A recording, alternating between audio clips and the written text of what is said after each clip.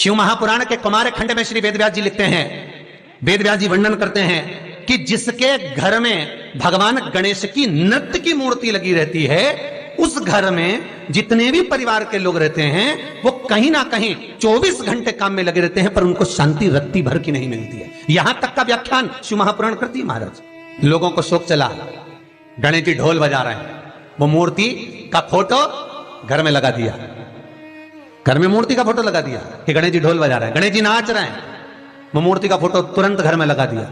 वेदव्यास जी ने कुमार खंड के अंदर वर्णन करा, यदि देवता की अपमानजनक मूर्ति या स्मरण पूजन का भाव अगर कहीं लगाया भी जाता है तो उस घर में शांति रत्ती भर की नहीं रहती है महाराज। यहां तक शिव महापुराण कहती है कि भगवान शंकर का शिवलिंग आप घर के अंदर रख सकते हो, भगवान शंकर का शिवलिंग घर में रखकर पूजन कर सकते हो, भगवान शंकर के शिवलिंग का आप स्मरण कर सकते हो, भगवान शंकर के शिवलिंग की आप पूजन कर सकते हो। पर शंकर, जब शिवपुराण खुद कह रही है कि शंकर का जो भौतिक स्वरूप है, शंकर का जो शारीरिक स्वरूप है, जैसे आप शिव महापुराण के पीछे जो बैनर देख रहे हो, इस बैनर में शंकर जी का जो स्वरूप दिखाया जा रहा है, ऐसी मूर्ति तप करने वाली, ऐसी मूर्ति आशीर्वाद देने वाली, ऐसी मूर्ति जो भगवान शंकर का मूल स्वरूप दर्शाती हो, ऐसी मूर्ति घर के अंदर नहीं रखी जाती। स्वयं शिव महापुराण करे, फिर वो मूर्ति छोटी हो चाहे बड़ी हो, फिर वो मूर्ति कितनी भी बड़ी आकृति की हो, शिव महापुराण की कथा कहती है हां, शिवलिंग जो भगवान शंकर का एक मूल बिंदु है, भगवान शंकर का एक मूल बिंदु विराजमान है, भगवान शंकर का एक मूल बिंदु का निर्माणित है, वो शिवलिंग।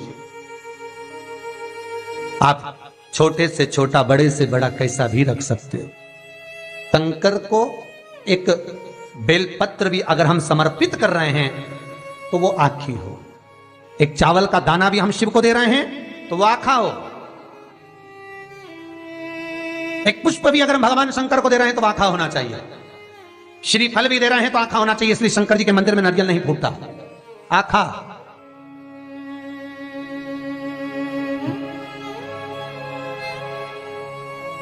समर्पण भी हो तो पूर्ण हो, आखा, आधा नहीं। कुएं के पास की सफेद दुर्वा, कुएं के पास की सफेद दुर्वा, यदि 41 दुर्वा प्रत्येक बुधवार को गांठ लगाकर गणेश जी को समर्पित कर कर वापिस उठाकर उस दुर्वा को खाली पेट, आपके घर में भी गणेश जी होंगे, उनको समर्पित करो, खाली पेट इस दुर्वा को केवल चबा चबा कर खा लो और आधे घंटे बाद पानी को पी लो। बुधवार की बुधवार 5 बुधवार करना, गणेश जी को चढ़ाना, सफेद दुर्वा को गणेश जी को समर्पित कर कर चबा चबा कर खाना। उदर की प्रॉब्लम, जो भी मसा आदि की प्रॉब्लम होती है, उदर से जुड़ी हुई होती है, जिस चीज से जुड़ी होगी, पेट की जितनी प्रॉब्लम होगी, आपको जितनी भी प्रॉब्लम होगी, वो सारी 5 बुधवार करना, छठे बुधवार को जरूरत ही नहीं पड़ेगी। कितनी भी प्रॉब्लम हो पेट से, कितनी पेट से जुड़ी हुई प्रॉब्लम जितनी भी होगी, समाप्त। यही दुर्वा शिव महापुराण की कथा कहती है, यदि पंचमी तिथि के दिन, चतुर्थी के दिन 7 गांठ वाली दुर्वा 21 ले लो और चतुर्थी के दिन गणेश जी को समर्पित कर दो। पंचमी तिथि को उस दुर्वा को उठाकर दूध में डाल दो और उस दुर्वा को दूध में डालकर उस दूध में उस दुर्वा को मल लो, और जिसके सफेद चमड़ी पड़ गई हो, चर्म रोग हो गया हो, उस दूध को उस दुर्वा के साथ, दूध नहीं भी हो तो पंचमी के दिन दुर्वा का लेपन शरीर पर कर लें। आधे घंटे तक करने पर पंचमी को प्रदोष काल में स्नान कर लें। महाराज, आपको चर्म रोग में आराम लग जाएगा, सफेद चमड़ी अपने असली रंग में आना प्रारंभ हो जाएगी। गणेश पुराण दुर्वा का मूल बता। महाराज 21 दुर्वा के 108 बंडल बना लो। अगर एग्जाम में बैठ रहे हो, सरकारी परीक्षा में बैठ रहे हो, पास नहीं हो रहे, नौकरी नहीं लग रही, बहुत जगह इंटरव्यू दे दिया, 21 दुर्वा के 108 बंडल बनाओ, उसकी माला बनाओ और देवी के मंदिर में, माता जगदम्बा के मंदिर में, अर्थात जहां शंकर पार्वती पूर्ण परिवार विराजमान हो, ऐसे देवी के मंदिर में गणेश जी के गले में वो माला अर्पण करिए हैं, अपना नाम बोलकर और जिस एग्जाम में बैठ रहे हैं उसका भाव वर्णन कर कर। महाराज और वहीं से एक पुष्प लेकर अपने कमरे में जहां पढ़ते हो कांच की प्लेट में उस फूल को रख दीजिए और दूसरे दिन एग्जाम के लिए चले जाइए, आपको उसका फल अवश्य मिलेगा, अवश्य मिलेगा। आप उसमें उत्तीर्ण होंगे, फल प्राप्त होगा। दुर्वा सुख का अनुभव करा देता, आनंद का अनुभव।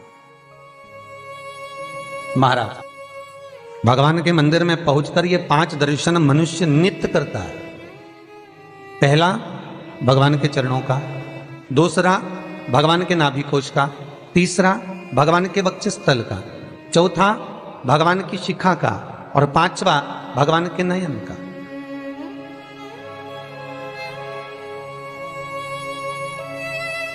सबसे पहला दर्शन जब हम भगवान के मंदिर में पहुंचकर जाकर करें तो वो भगवान के चरण होना चाहिए, परमात्मा के चरण। भगवान शंकर की जो 5 पुत्रियां हैं, जया, विषहरा, सामरीवारी, दोतली और देव, भगवान शिव की जो 5 बेटियां हैं, रात्रि को सोने से पहले हाथ की अंजलि में जल लेकर जया, विषहरा, सामरीवारी, दोतली और देव, इन 5 कन्याओं का नाम लेकर आचमन कर कर जो रात्रि में विश्राम करते हैं, उनको रात भर नींद चकाचक आती है। फिर उनको कोई चिंता न करने की जरूरत नहीं पड़ती, वो मस्त आनंद में सोते, गोली खाने की भी जरूरत नहीं पड़ती उसको, गोली भी नहीं खाती। अरे भैया, गरुड़ पुराण में एक लाइन आती है, बड़ी सुंदर है, गरुड़ पुराण का 3रा अंश, उसमें यहां तक लिखा है, किसी डॉक्टर को जाकर आप दिखा रहे हो, वो इंजेक्शन लिख रहा है या इंजेक्शन लगा रहा है, उसमें भी आपका कर्म का भाग है, उसमें भी कर्म का भाग है। पूरा शहर छोड़कर इंदौर दिखाने जा रहे हो, पूरा शहर छोड़कर भोपाल, दिल्ली, मुंबई, अपना गांव, अपना नगर छोड़कर वहां के डॉक्टर के पास जा रहे हो, उस हॉस्पिटल में जा रहे हो। क्यों? पुराना है,